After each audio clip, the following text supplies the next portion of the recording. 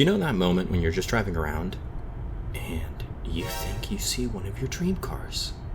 So you whip around a U-turn a bit too fast for your girlfriend and come right up to it, and you see it's a ZX. Built in every basement dweller born after 1990's favorite country, Japan, from 1978 to 1983 by Nissan, which also happens to be their favorite car brand. 2 engine options were offered, an NA, which this car has, and a turbo. This is a 2-seater coupe, while it also came in a 2+2 layout. The 280ZX is the final car to strongly resemble the iconic 240Z of the 70s, before getting a total redesign for the 300ZX that came out in '84. The ZX became a larger, more comfort-focused car. Enthusiasts regard the ZX as the lowest among the OG Datsuns. Despite this, the ZX was named Motor Trend Car of the Year in 1979, which if you've seen American cars from 1979, you'd also think is a no-brainer. Powering this bigger little boy is Nissan's L28E, a naturally aspirated inline-6 that would have been one of modern history's most famous inline-6s, except for that other one.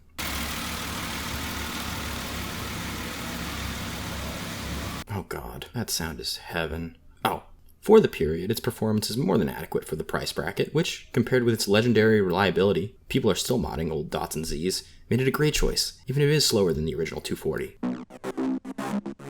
I think it's gorgeous, but not as much as the original 240. In reality, it really isn't different, following the same basic design with the only dead giveaway is the nose, or as Matt Farah would say, schnoz. The 280 ditched the iconic Z grille, instead coming to a point. Nissan said at the time that this made the ZX more aero, compensating for its larger size. I don't know.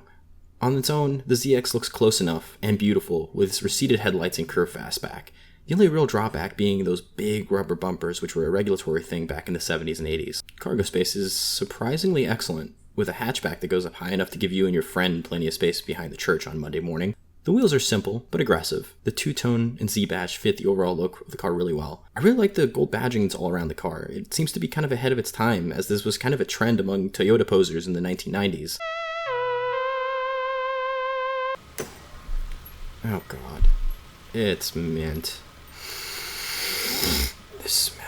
For a late 1970s and early 80s car, this interior is honestly pretty fire. Datsun went for comfort and a more GT experience, and it did great. The interior is plush and 70s tan and brown. The cluster is 80s futurism with a digital display that you'd find in the board game version of Afterburner. It's cool, honestly. The rest of the dash has gauges that would make the average AutoZone accessory customer happy. Oh, and air conditioning. Who needs that in a sports car? Okay, I guess it's not completely mint. The plastic dash is cracking, but honestly, what 70s car's plastic dash isn't cracked, except for mine? Obviously, these are seat covers, but the seats are still comfy enough underneath it. And the rest of the interior is full of little weirdnesses, like the 280ZX written into the door panel and this little weird airplane light above you. Driving a Datsun for the first time. No clutch, really. Yeah, no clutch. Okay, so there's another notch off the PSA mint grade. The clutch was blown. This didn't really ruin my enjoyment of the car at all, as the shifter still felt really great. The steering is really analog. It's a bit loose in the middle, but bites in the corners. At the end of the day, it might not be a 240, but that's okay. Not every car has to be hard-edged to be sporty. I mean, after 40 years, now that modern cars have so far outpaced everything from this era, does it matter? Does being at the bottom of the original Zs have any bearing when just being a part of that list makes you legendary? I don't think so. The ZX has aged beautifully, and it still takes corners hard enough to scare you. With 240s rising beyond the tax bracket of the people they originally appealed to, maybe the ZX is close enough to your dreams that it might just be worth considering. I mean, it's hard to be sad at the podium when you're surrounded by your jealous peers, even if you're not in first place.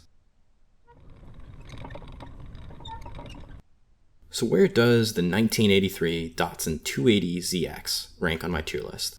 Comfortably in A tier. I've never driven a 240, but I'd imagine I put it higher. The 280 is almost perfect, and on its own it's an amazing car, but I just can't give it the top spot when its predecessor reaches that level of perfection, even if, at the end of the day, they're not really so different.